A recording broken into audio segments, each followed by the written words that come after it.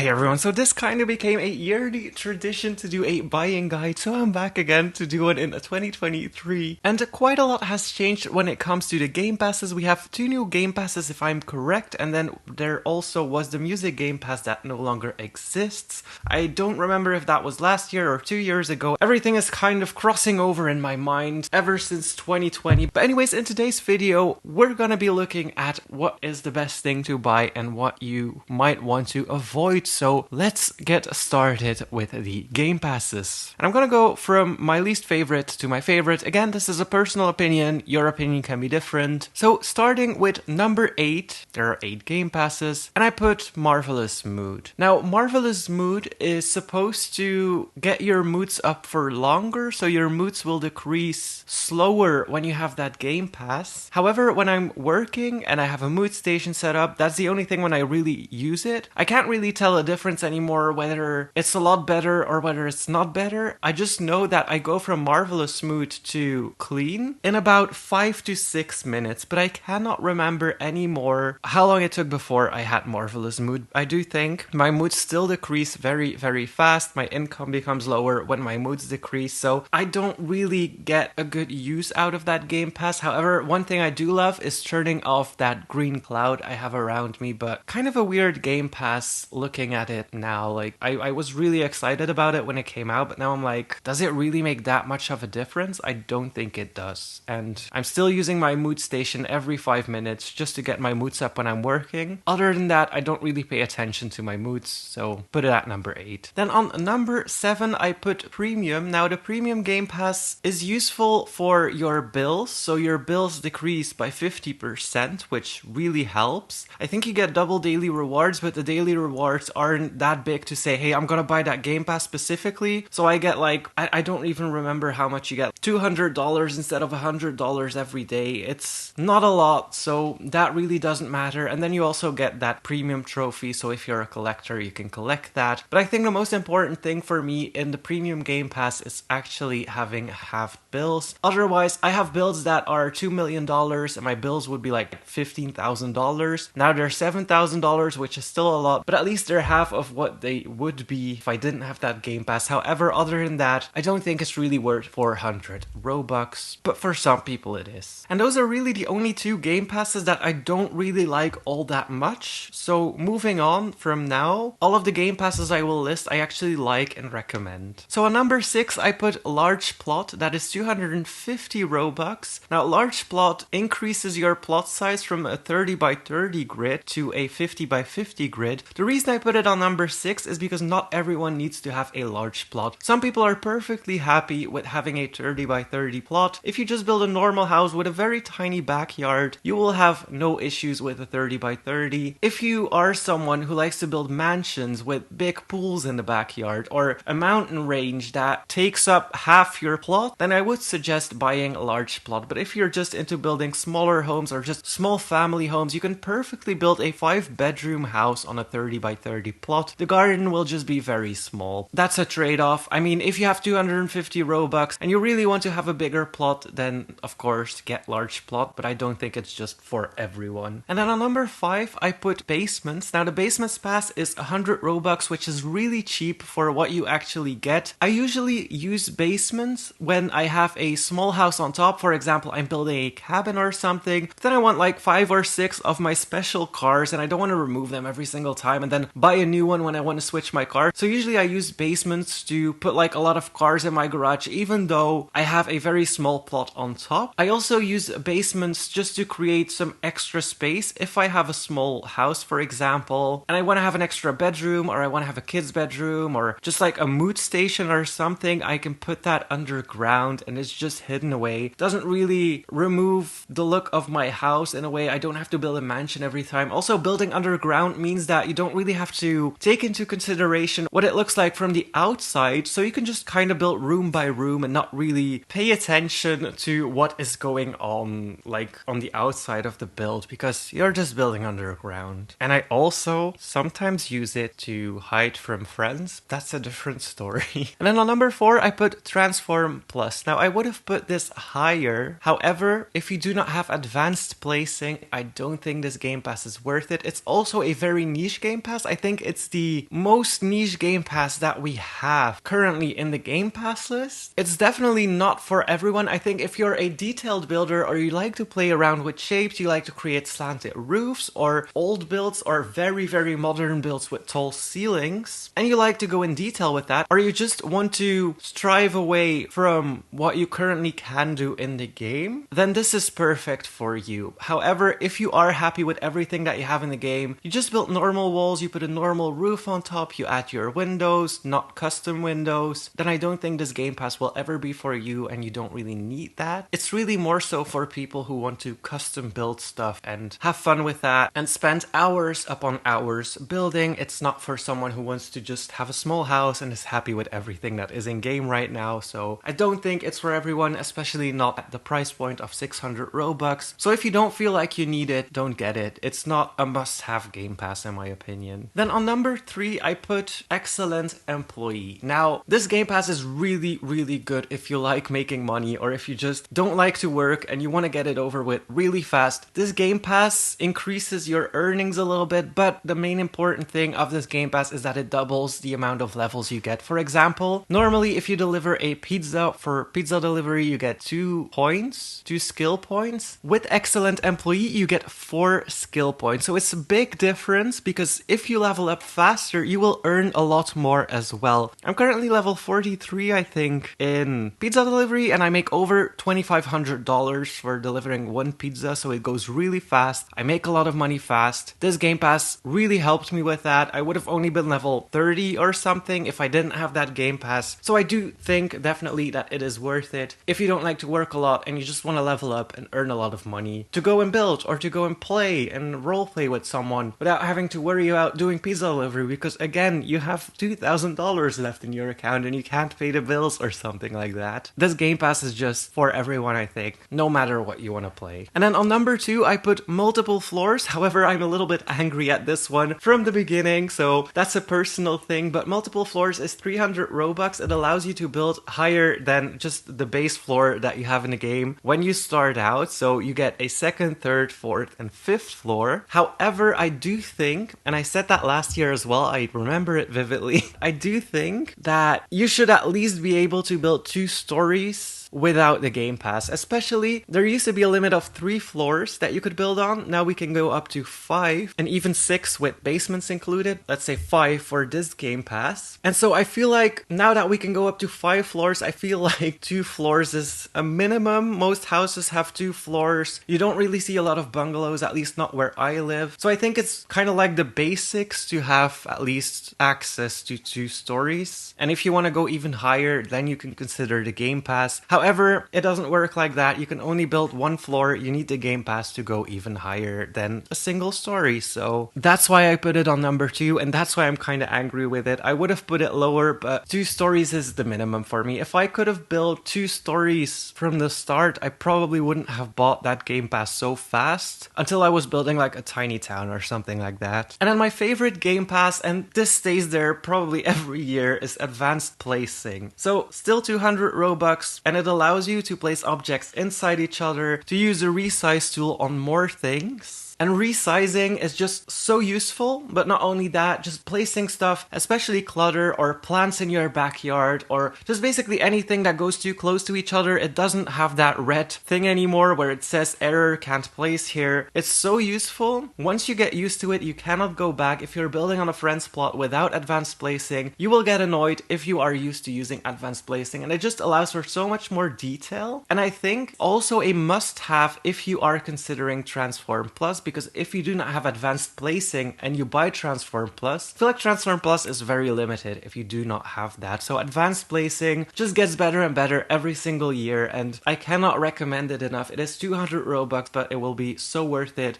No matter how you build, no matter how you play, I feel like you can always use the tool to place objects close to each other, especially in your kitchen. When you have a wall and you want to put counters against it, you know how without the Game Pass you can't place a counter on the last part of the wall? Well, you can with advanced placing. Just simple stuff like that. We get so used to it, but it is still the best Game Pass in my opinion, especially for 200 Robux. So those are my favorite Game Passes. Now moving on to Neighbourhoods. Now I can't really judge for Neighbourhoods. I'm gonna be honest with that. I'm gonna be going over that pretty quickly. I have a star next to my name, so every time I join a public server, people start yelling. When I try to do something like work or just build, I cannot do it because people start whispering me, people start donating money, people start expecting me to do things for them, like look at their house, friend them, follow them. When I'm working, I at least have 3 people go behind me with their car, just follow me around wherever I go. And it's not that I don't appreciate people who like me and like my videos, it's that some people just do it because I have a star next to my name, because I'm in the star program of Roblox. I wish I could turn that star off sometimes, but that is why I cannot judge Neighbourhoods, because they are a must-have for me personally, because otherwise I wouldn't be able to just play normally unless I go on an alt account and play on that. One thing I love about Neighbourhoods is that you can change the ground color, you can change the time in your neighborhood, you can change the weather. So if you are wanting to get that lightning trophy, you can change it to lightning and keep trying. You can whitelist people, so if you turn off the joining for everyone, you could still whitelist people and these people can join. So let's say you have a few friends who are friends, but you know what I mean, they're not really friends,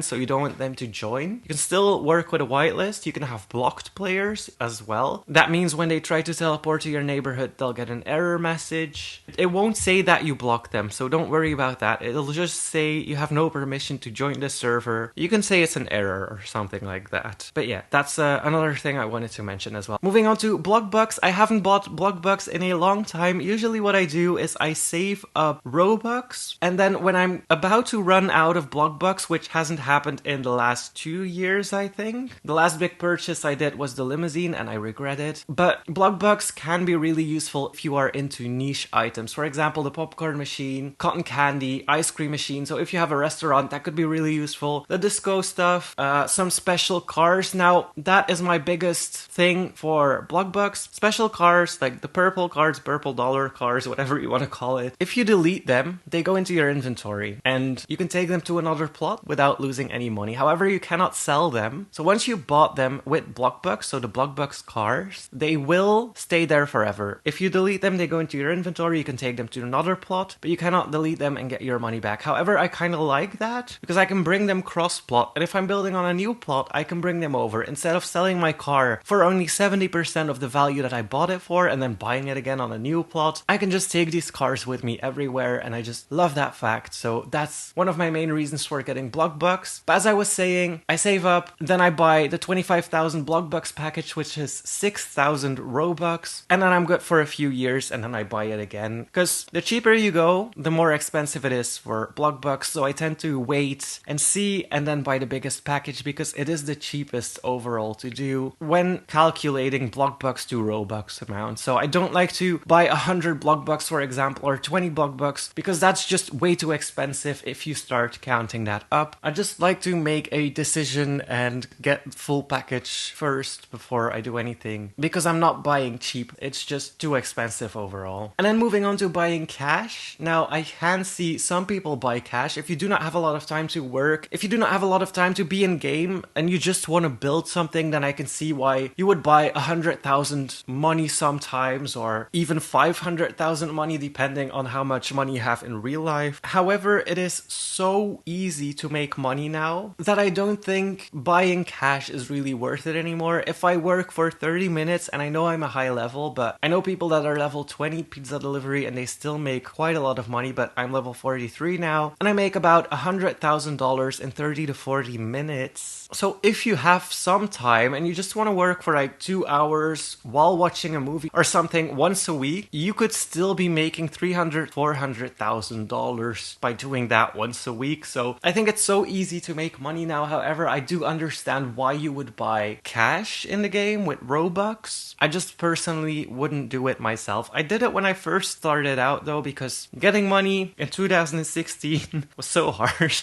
But anyways, this is my buying guide for 2023. So get the game passes first, then Blockbox, and work for your money if you can. That's kind of the giveaway of this video. I hope this helped you make a decision if you were still undecided on some things. Let me know what you wanted to buy in 2023 or at the end of 2022. If you bought something with the Robux you got for Christmas or something like that, let me know in the comments below. Let me know your favorites. Thank you so much for watching.